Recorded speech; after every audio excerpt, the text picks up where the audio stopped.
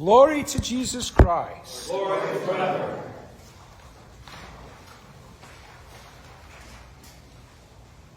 Go to the people and have them sanctify themselves today and tomorrow.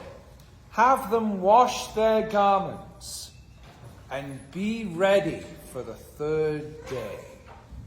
Be ready for the third day. Brothers and sisters, are you getting ready for the third day?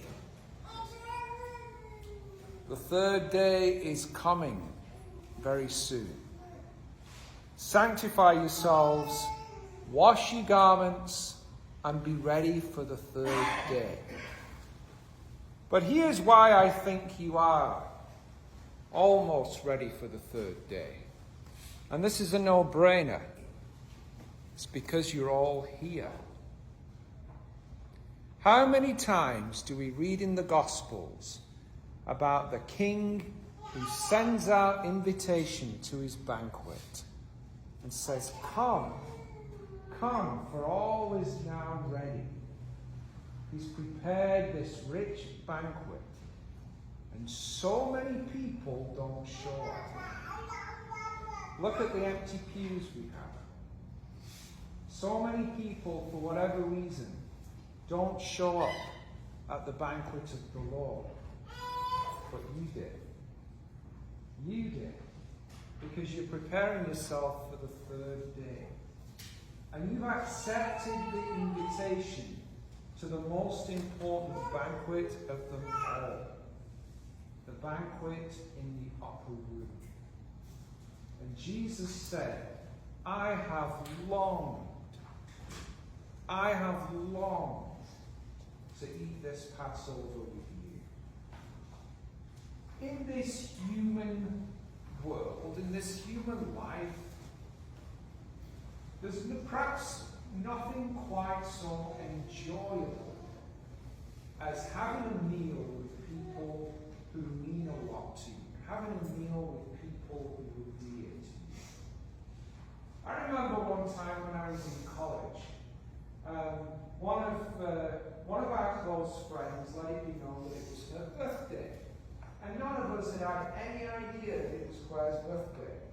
And we said, right, we've got to go out, we've got to go celebrate. And we formed a few friends, we formed a few other friends. And before we know what we were doing, we were calling this restaurant with a reservation for 16 people. And we had this big long table in the middle of the restaurant with all of us gathered around. We had so much fun. It was such a great afternoon. We were there for hours. Just really enjoying conversation. And just really enjoying this completely unexpected party, as it were. This, the delicious food and the great company. It could have gone on all day. It was wonderful. I remember another similar meal when my natural mother and my adopted parents got to eat each other. And it was so good. We kept ordering more food and desserts and a round of wine and a round of coffee and a round of wine and a round of coffee. We didn't know whether we were coming or going by the end of it. But again, one of those timeless memories. And think of my first date with Amanda when we were really having trouble with this stick shift car that we were trying to drive, so we pulled into an Applebee's and spent the afternoon in Applebee's instead. We all have memories of a good time over a meal. Something about being human, that we connect with each other over food. And the Lord wants to connect with us. And so He's invited you to His banquet, to His upper room, and you have responded. Thank God that we are here. And He is here for us. And we know that many wonderful things happen in the upper room. That He calls us friends. He says, I have called you friends. And then He puts on the towel around waist, washes our feet. The Master of all washes our feet like a servant. And if you're St. Peter, he says, and I paraphrase, I want to talk to you. Bad stuff is going to happen. But I have prayed for you that your faith will not fail. Imagine hearing those words. And after you have recovered, after you have repented, strengthen your brothers. That's a special job. Those were profound words. Peter has no idea how quickly he's going to fail.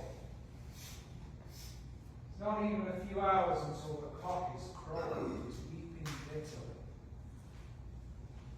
But all of that is later. That's not until the Lord has said, you are my friends. Wash each other's feet as I have washed yours. And told Peter that he's prayed for. It's wonderful when we have those important moments that deepen a friendship. I'm sure Peter felt very privileged.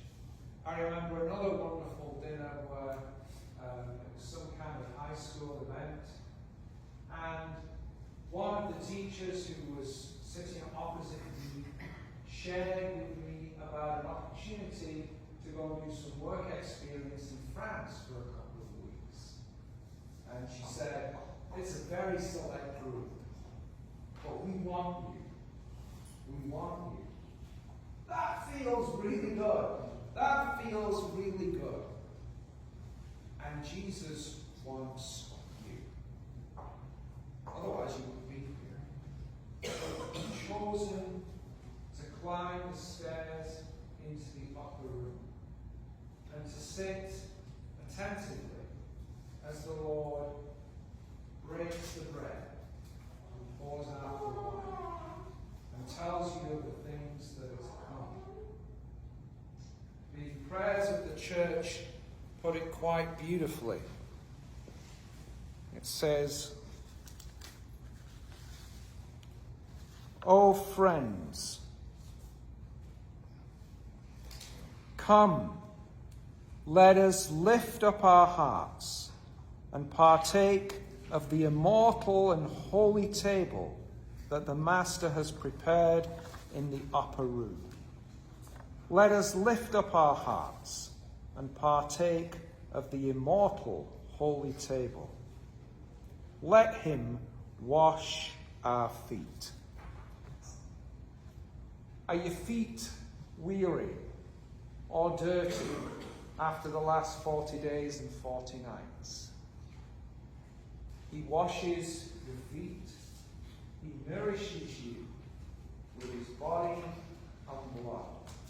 He calls you friend. He gives you a special mission.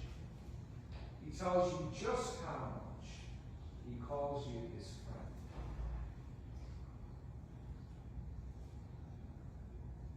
Let us make sure that we always take time to come into this upper room. Let us make sure that the upper room of our souls is prepared and ready for the Lord to dine with us, to drink with us.